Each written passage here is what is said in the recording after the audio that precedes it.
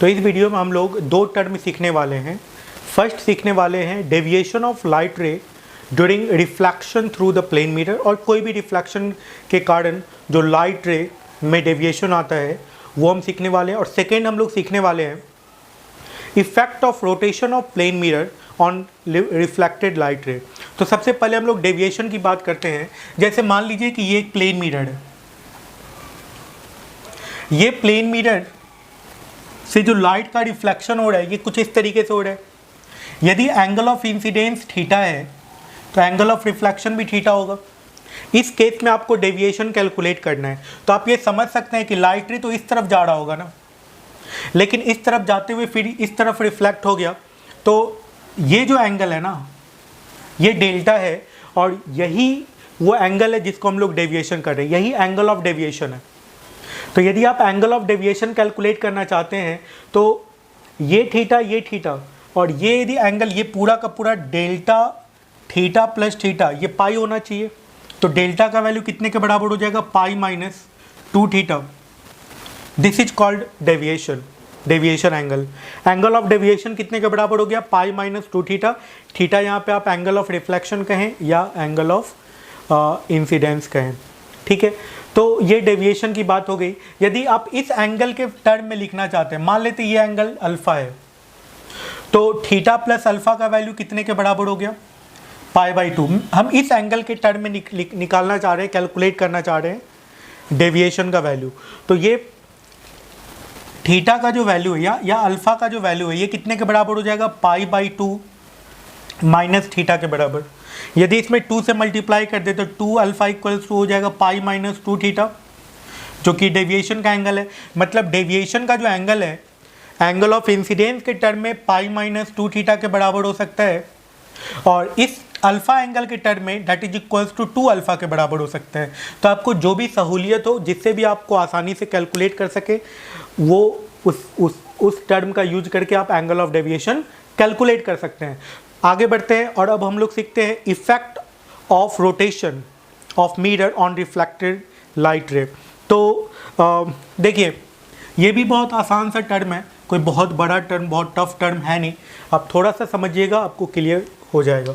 जैसे मान लीजिए कि एक मिरर है, इस मिरर में लाइट रे कुछ इस तरीके से इंसिडेंट हो रहा है, ऐसे कुछ रिफ्लेक्ट हो रहा है, ठीक है। ये इंसिडेंट लाइट रे, ये रिफ्लेक्टेड लाइट रे है, ठीक है। अब ये मिरर को क्या कर दिया गया, एक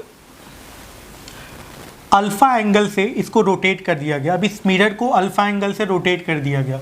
इंसिडेंट लाइट रे वही है। अब रिफ्लेक्टेड लाइट रे कितने एंगल से मुड़ जाएगा, टर्न कर जाएगा, ये कैलकुलेट करना है, ठीक है।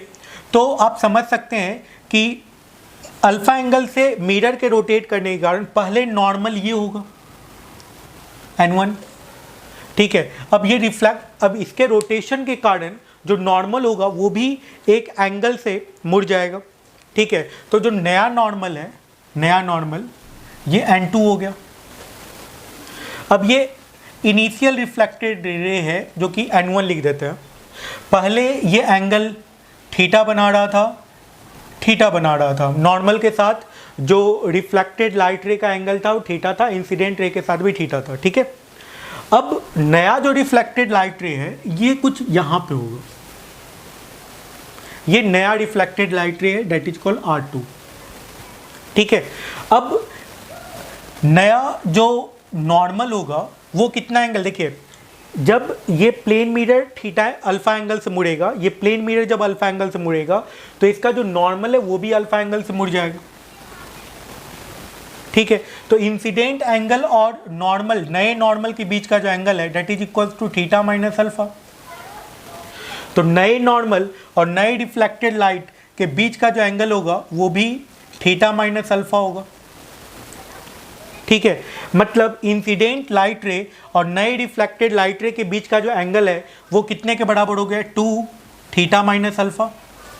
ये नया नॉर्मल है और ये इंसिडेंट लाइट रे के बीच का एंगल थीटा माइनस अल्फा। तो नए रिफ्लेक्टेड लाइट रे और नॉर्मल के बीच का जो एंगल होगा वो भी थीटा माइनस अल्फा होगा। तो इंसिडेंट लाइट रे और नॉर्मल के बीच का जो एंगल आप कहेंगे वो कितने के बराबर हो गया? 2 थीटा माइनस 2 अल्फ़ा या 2 इंटू थीटा माइनस अल्फ़ा। ये एंगल हो गया, ये एंगल हो गया final angle between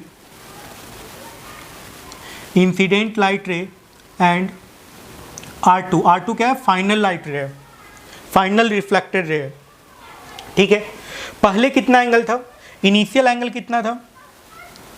initial angle between incident light रे एंड इनिशियल रिफ्लेक्टेड लाइट रे R1 था। ये कितना था भाई? 2 थीटा। मतलब रिफ्लेक्टेड लाइट रे कितने से मुड़ गया? 2 अल्फा एंगल से मुड़ चुका है। ओके, मीन्स यदि मिरर अल्फा एंगल से मुड़ेगा तो रिफ्लेक्टेड लाइट रे 2 अल्फा एंगल से मुड़ेगा। ठीक है, if mirror turn by alpha angle then reflected light ray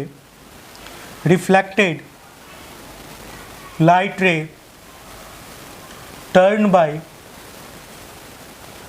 2 alpha angle, 2 alpha angle से वो मुड़ जाएगा।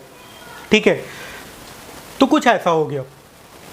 ये बहुत इंपॉर्टेंट पॉइंट है, लेकिन इसमें एक और मैं बात बताता हूँ।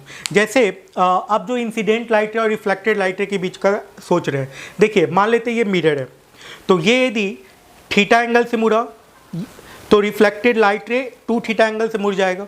ओके, लेकिन यदि ये मान लीजिए कि ये थीटा एंगल ऐसे मुड़ गया, कुछ इस तरीके से अपने एक्सिस के अबाउट मुड़ गया, इसका मतलब है कि ये जो रिफ्लेक्टेड लाइट रे है अब टर्न नहीं करेगा। इसलिए ये इंपॉर्टेंट है जानना कि मिरर टर्न कैसे कर रहा है। यदि टर्न ऐसे कर रहा है तब तो रिफ्लेक्टेड लाइट रे मुड़ेगा, लेकिन यदि मिरर इस तरीके से टर्न कर रहा है, अपने एक्सिस के अबाउट घूम जा रहा है, तो रिफ्लेक्टेड लाइट रे नहीं मुड़ेगा। ये बहुत इंपॉर्टेंट पॉइंट है, क्योंकि लोग अक्सर कह देते हैं कि मिरर यदि थीटा एंगल से टर्न कर रहा है तो रिफ्लेक्टेड लाइट रे 2 थीटा एंगल से टर्न कर रहा है, लेकिन ये हमेशा सही नहीं होगा। ये कब सही होगा? जब मिरर कुछ इस तरीके से घूमेगा, ऐसे घूमेगा। यदि अपने एक्सिस के अबाउट घूम गया, जो कि उसके प्लेन से परपेंडिकुलर एक्सिस के अबाउट यदि घूम गया, तो फिर रिफ्लेक्टेड लाइट रे नहीं मुड़ेगा। यदि अपने प्लेन से पास करते हुए एक्सिस के अबाउट घूम रहे हैं तो रिफ्लेक्टेड लाइट रे उसके डबल एंगल से मुड़ेगा। चलिए फिर नेक्स्ट वीडियो में कुछ और भी कॉन्सेप्ट हम लोग सीखते हैं। Thank you.